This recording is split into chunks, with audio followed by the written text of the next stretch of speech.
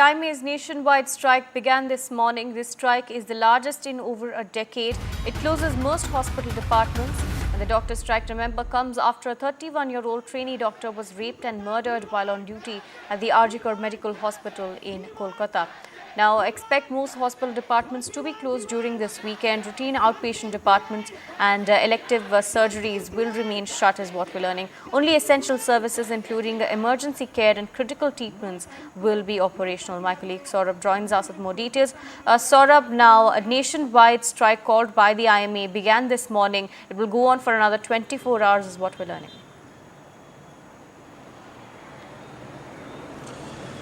Yes, the outrage and also the strikes and the protests by doctors continue, and understandably so. They are very, very worried about their security. Firstly, something like this has taken place, a heinous crime has taken place on campus.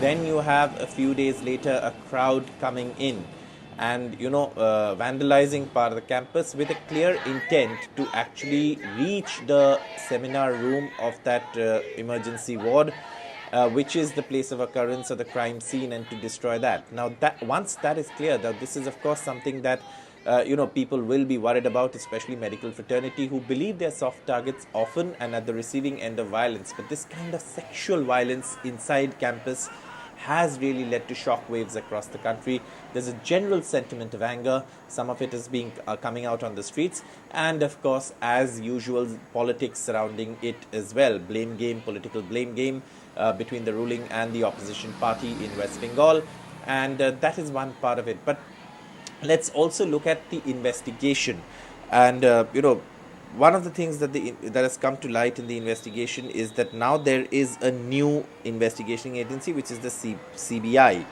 And the CBI, of course, is actually investigating the case, and what we are being given to understand is that they are looking at a few suspects. Now, the Calcutta police say that in the shortest possible time that they had, they were examining more people. There was a list that they were going through, exhaustive list of people whom they were going to examine. But before they could complete that list, that case was handed over to the CBI for investigation. The High Court did so, having perused the matter before it, and also relying on a petition of the parents, which who also moved the High Court.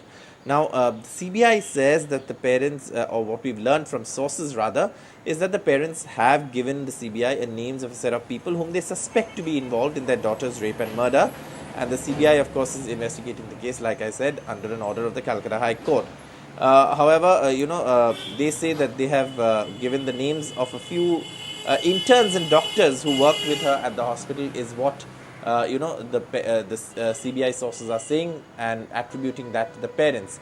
Now, let's also look at, this is a CBI investigation. Yesterday, Sandeep Ghosh, the former principal, also had come in for questioning, and he's of course someone who's faced the anger of the High Court for not registering a complaint upon the recovery of the young doctor's body on campus in the seminar room in that semi-nude state, with clear visible signs of sexual assault and murder. So the CBI should have, I beg your pardon, the hospital really should have filed a complaint, is what the High Court felt. But let me also quickly touch upon the misinformation around this case, and there are 4 issues that the police have pointed out. One is, of course, fractures. The police say the post-mortem report does not mention fractures, even though broken pelvic girdle, etc., are something that is doing the rounds on social media, and the post-mortem reports don't say such thing. The second thing is a UD case. Now, this of course has also got an observation from the Calcutta High Court. The Calcutta High Court said that it raised suspicions and pulled up the hospital administration for not registering a case. However, it is procedure for the police to register a UD case when there is no complaint and start an investigation and proceed with procedures like inquest, etc. And the police say that it is very clear in the CRPC and the BNS, the new criminal laws, that inquest and etc.